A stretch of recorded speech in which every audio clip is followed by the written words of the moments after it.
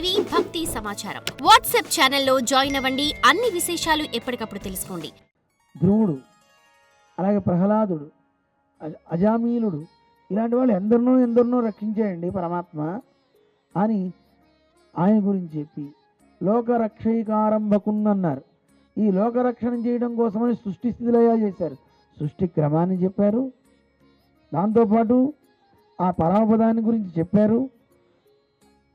ఇంకా విశేషించి భక్తుల్ని రక్షించే క్రమంలో వచ్చే అవతార విశేషాల్ని ఈ శ్లోకంలో చెప్పారు. మరి వీళ్ళందరికీ అడ్డుగా ఉండేవాళ్ళు ఎవరండి? రాక్షసులు ఉన్నారు కదా, అసురులు. వాళ్ళని గురించి కూడా చెప్తున్నారు.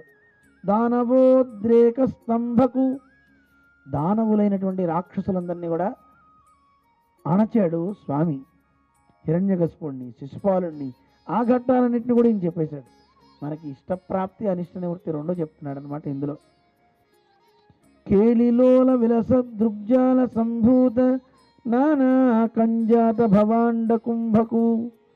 ఆ స్వామి ఈ సృష్టి స్థితి లయాలు చేస్తూ ఎన్నో భువన భాండాలన్నీ సృజించాడు కదా. ఈ బ్రహ్మాండాల యొక్క పరికల్పన అంతా కూడా ఆయనకు ఒక లీల. చిన్నపిల్లవాడు ఉయ్యాల్లో పడుకుని కాళ్ళు చేతులు ఊపుతాడు, దానికి ఏమైనా ఆయాసపడాలా? ఏం ఆయాసపడక్కర్లేదు కదా. ఎంత లీలగా చేస్తాడో పరమాత్మ కూడా అంత లీలగా సృష్టి లయాలు చేస్తాడట. అలాంటి వాడు ఎవరండి? మహానందాంగన డింభకున్. మహానంద అంటే ఇక్కడ నందుడు. ఆ నందుని యొక్క అంగన అంటే ఎవరు? భార్య యశోద. ఆ యశోదకి డింభకుడు అంటే పిల్లవాడు. ఎవరైనా? శ్రీకృష్ణుడు. అలాంటి ఆ శ్రీకృష్ణుడిని చింతిస్తున్నాను మనస్సులో. దేనికోసం? ఒకసారి మనం కూడా కళ్ళు మూసుకొని శ్రీకృష్ణ పరబ్రహ్మణే నమః, యశోద తనయా అని భావించేట ఆయన. అక్కడ వెళ్తే ఆకలి దప్పకలు ఉండవు, ముసలితనం రాదు, చావు రాదు, ఎప్పుడు యవ్వనంలోనే ఉంటాం. సత్య కామము అనుకున్న కోరికలన్నీ తీరుతూ ఉంటాయి. సత్య సంకల్పం ఇవన్నీ వస్తాయండి. అపహత పాపాలు అంటావు. మంచిదే కదా అండి? ఎవరికి మంచిది అనిపించట్లే. వైకుంఠం ఎంతమంది ఇక్కడ ఉండి ముసలితనం ఏమిటండి, కర్ర పట్టుకున్నాడు అవడాలు, ఇవన్నీ ఎందుకండి? ఒక ఆవిడ అడిగిందండి, అక్కడ ఆకలి దెబ్బలు ఉండవు, ముసలితనం ఉండదు, చావు ఉండదు అని అడిగితే ఏమంటే కాఫీ దొరుకుతుందా అంది. నీ దుంపదగ్గ వైకుంఠానికి వెళ్ళినా కాఫీ ఎందుకే తల్లి? అక్కడికి పోయినా కాఫీ టీలు కావాలా మనకి? మోక్షం అండి, పరమానందం. వాడికి ఇది కావాలని ఉండదండి. ఈ టీల మీద కాఫీల మీద ఏకాక్షరి ద్వక్షరి అంటారు వాటిని. వాటి మీద మనస్సు రాదు, ఆ పరమాత్మ మీదే చింతన ఉంటుంది కండి. అలాంటి భాగవత కథ మనకి సూక్ష్మంగా ఒక్క శ్లోకంలో చూడండి ఎలా చెప్పారో మన పెద్దలు. ఇవి మనం తెలుసుకోవాలి. తెలుసుకుంటే ఒక రకమైన ఆనందం. అరే ఎంత అందంగా చెప్పారు. అన్ని స్కంధాలు చదివేదానికంటే ఒక శ్లోకంలో అన్ని స్కంధాల కథ మొత్తం అంతా ఎంత బాగా ఇమిడ్చారు. మనం వెళ్ళాల్సిన స్థితి ఏమిటో కూడా చెప్పారు. ఇప్పుడు చూడండి, అధికారి ఎవరు చెప్పండి? ఎవరు ఈ భాగవతాన్ని చదవాలనుకోవాలి అంటే సంసార బంధం నుంచి బయటపడాలి, ముక్తిని పొందాలనుకునేవాడు అధికారి. అంతేగాని భాగవతాన్ని విని నేను కోట్లు గడించాలని ఎవరన్నా అనుకుంటారా? అనుకోకండి. మిగతావన్నీ అవాంతర ఫలాలు వస్తాయి. చూడండి, మీకు ఇక్కడ వస్తువులు ఎన్ని ఉన్నాయో కనబడాలి. చీకటి పోవాలని కోరుకుంటున్నారు మీరందరూ. చీకటి పోవాలంటే ఏం చేయాలి? దీపం వెలిగిస్తే చాలు. దీపం వెలిగిస్తే చీకటి పోయింది. మళ్ళీ కుర్చీలు కనబడడానికి ఇంకో లైట్ వెలిగిస్తారా? డయాస్ కనబడడానికి లైట్లు వెలిగిస్తారా? చీకటి పోతే ఏం కనబడుతున్నాయి? వస్తువులన్నీ కనబడుతున్నాయి. ఎవరెవరు ఎక్కడున్నారో అందరూ కనబడుతున్నారు. అలాగా పరమాత్మ యొక్క ధామం, ఆ పరమపదం నాకు కావాలని కోరుకుంటే అది ఎలాగో వస్తుంది. ఉన్నన్నాళ్ళు మిగతా ఫలాలు కూడా అది ఇచ్చేస్తుంది. మనం కోరక్కర్లా, అడగక్కర్లా. అడుగుతారు ఎవరైనా? ఏం అడగక్కర్లా. చక్రవర్తి గారిని పెళ్లి చేసుకుంటే, చక్రవర్తి అంటే ఈ ఊళ్ళో ఉన్న చక్రవర్తి అంటల్లా, రాజాధిరాజైన చక్రవర్తిని వివాహం చేసుకుంటే అన్నీ ఆ స్త్రీకి వస్తాయండి. మళ్ళీ పెళ్లి చేసుకున్నాక ఏమండి నాకు చీర కొనిపెట్టండి, నాకు కొనిపెట్టండి అని అడుగుతారా? ఏమడగక్కర్లా. రాజ్యసభకు నువ్వు వెళ్ళాలంటే రాజే నిన్ను రెడీ చేయిస్తాడు, నువ్వు ఊరుకో అంతే. మామూలు చీర కట్టుకుని వెళ్తే ఆయన స్టేటస్ తగ్గిపోదండి. అరే నా భార్య ఎలా ఉండాలి, నేను తీసుకువెళ్ళాలంటే సభకి నాకు తగ్గట్టుగా ఉండాలి కదా అని ఆయనే అలంకరించుకుంటాడు.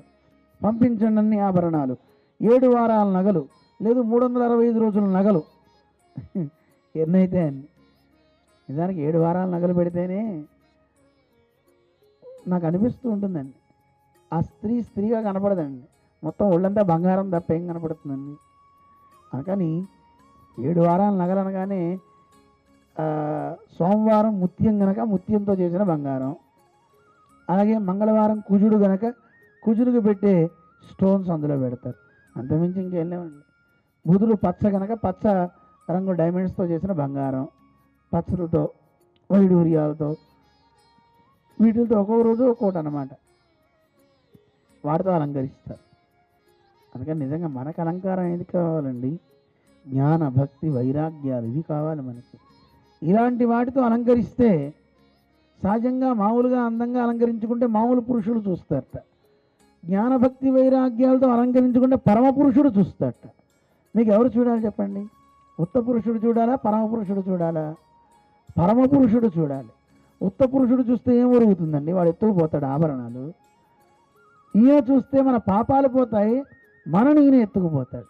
ఈయన ఎత్తుకుపోతే మనకు ఆనందం తప్ప ఇంకోటి లేదు, ఇంకోటి ఎత్తుకుపోతే దుఃఖం తప్ప ఇంకోటి ఏమి ఉండదు. మీరే ఆలోచించుకోండి.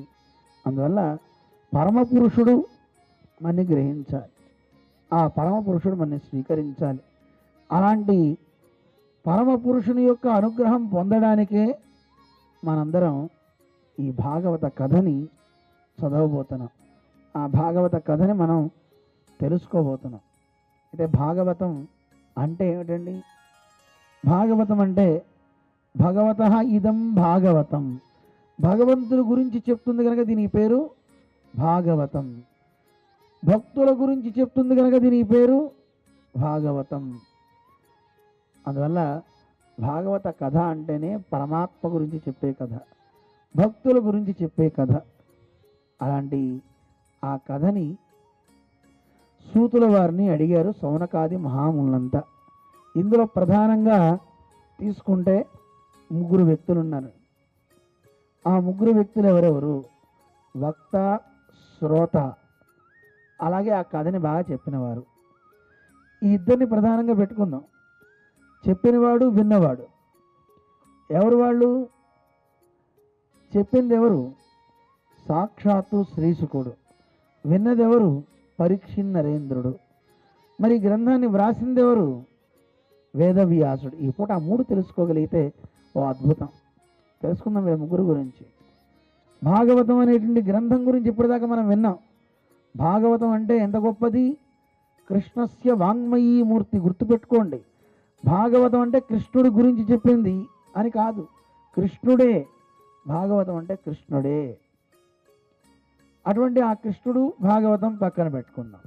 ఇప్పుడు ఆ భాగవతం గురించి చెప్పిన వాడు ఎవడో ఆయన గురించి తెలుసుకోవాలి. శ్రీశుకుడు ఎంత గొప్ప మహానుభావుడు అండి. ఒక గోదోహన కాలం మాత్రమే అతను నిరీక్షిస్తాట, ఇంకెక్కడ ఉండడు. అలాంటి ఆయన 7 రోజులు ఒకే చోట కూర్చున్నాడే, ఎంత ఆశ్చర్యం! ఆశ్చర్యమా కదా? అలాగే మహాపరిపాలన చేసే గొప్ప చక్రవర్తి పరీక్షిన్ నరేంద్రుడు రాజ్యాన్ని మొత్తాన్ని వదిలేసి గంగా తీరం దగ్గర ప్రాయోపవేశం ఎందుకు చేస్తున్నాడు? 7 రోజుల్లో ఆయన ఎందుకు సమయాన్ని పెట్టుకొని ఈ కథ వింటున్నాడు? ఇవి కూడా తెలుసుకోవాలి కదా. ఇది మనకి చూడండి, బాగా ధనం ఉండి భోగాలన్నీ అనుభవించే ఒక రాజు. అలాంటి ఆయన నదీ తీరం దగ్గరికి వచ్చేసాడు. నిత్య వైరాగ్య సంపన్నుడు, వస్త్రాభరణాల మీద కూడా ఆశ లేదు, అంగరాగాలంటే పూసుకునే చందనాదులు, సెంటు ఇలాంటివి ఆయనకి గిట్టవు. అలాంటి ఆ మహానుభావుడు ఒక క్షణకాలం కూడా ఎక్కడ ఉన్నాడు, ఆయన ఎందుకు అక్కడ ఉన్నాడు? ఈ ఇద్దరి సమాగమం గురించి తెలుసుకోవాలి. For more videos like this, subscribe Big TV channel.